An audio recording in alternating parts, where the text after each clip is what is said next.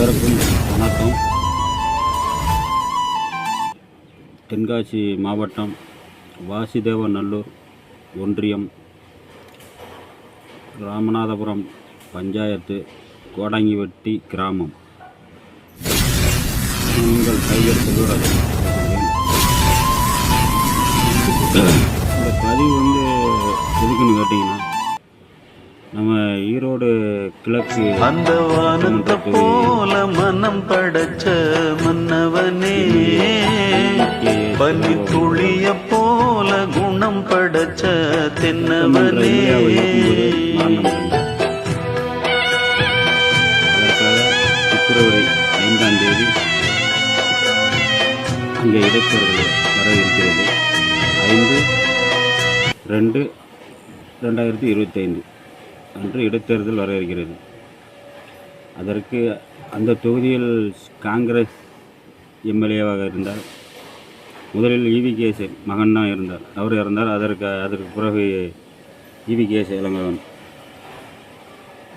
வேட்பாளராக நிறுத்தி வெற்றி பெற்றார் இடைத்தேர்தலில்.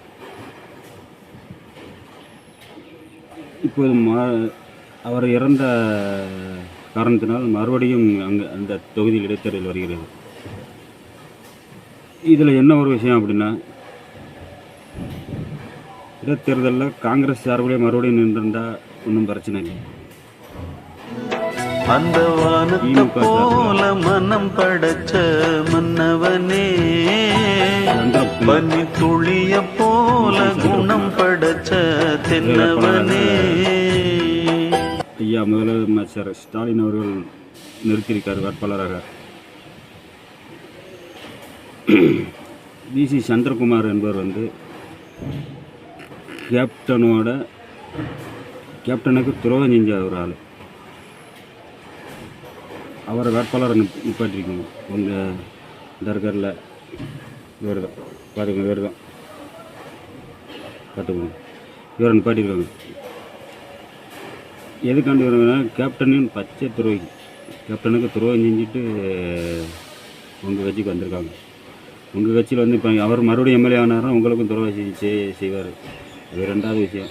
அது உங்கள் நிலைப்பாடு. ஆனால் அவரை வேட்பாளரை மாற்றுங்க. VC சந்திரகுமார் ஒட்டுமொத்த மக்களுக்கு துரோகி. கேப்டனுக்கு துரோகினா ஒட்டுமொத்த மக்களுக்கும் அவர் துரோகி தான். வேறு வேட்பாளராக மாற்றி அமைக்கும்படி ஸ்டாலின் ஐயா முதலமைச்சர் ஸ்டாலின் அவர்களை பணிவுடன் கேட்டுக்கொள்கிறேன். இந்த அறிவுரை மக்களுக்கு, பொதுமக்களுக்கு. கேப்டன் இறந்த உடனே ஐயையோ அம்மம்மான்னு போய் கதறி அழுதிங்கள்ல, அது விசுவாசம் கிடையாது. இப்போ தேர்தலில் நிப்பாட்டிடுவாங்கள இடைத்தேர்தல் VC சந்திரகுமார், அவரை நீங்கள் தோடிக்க அடிக்கிறதுல தான் நீங்கள் கேப்டன் மேலே வச்சுருந்த அன்பு உண்மையானது. இல்லை அப்படின்னா நீங்கள் வேஷம்தான் போடுறீங்கன்னு அர்த்தம்.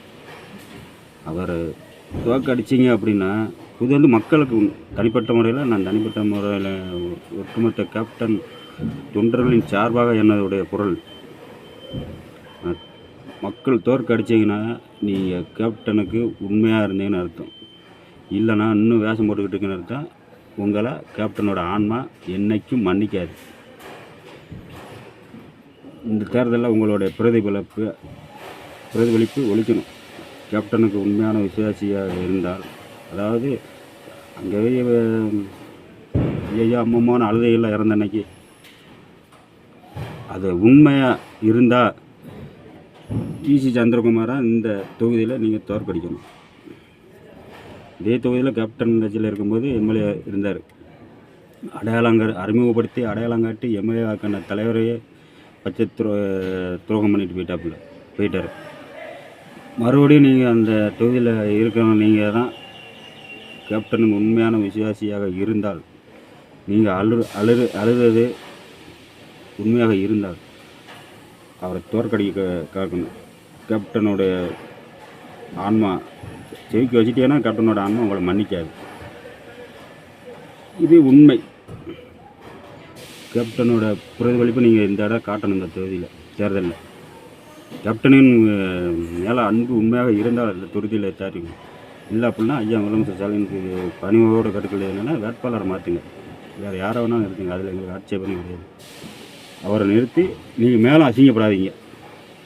வணக்கம்.